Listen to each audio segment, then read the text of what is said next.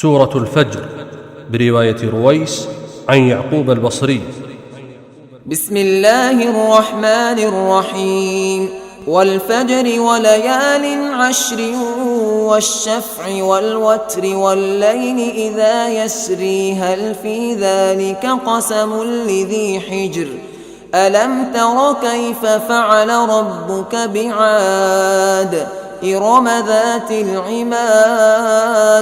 التي لم يخلق مثلها في البلاد وثمود الذين جابوا الصخر بالوادي وفرعون ذي الأوتاد الذين طغوا في البلاد فأكثروا فيها الفساد فصب عليهم ربك سوط عذاب إن ربك لبالمرصاد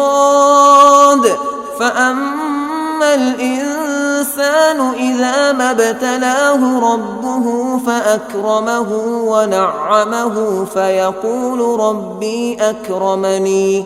وأما إذا ما ابتلاه فقدر عليه رزقه فيقول ربي أهانني كلا بل لا يكرمون اليتيم ولا يحضون على طعام المسكين ويأكلون التراث أكلا لما ويحبون المال حبا جما كلا إذا دكت الأرض دكا دكا وجاء ربك والملك صفا صفا وجيء يومئذ بجهنم يومئذ يتذكر الإنسان وأنى له الذكرى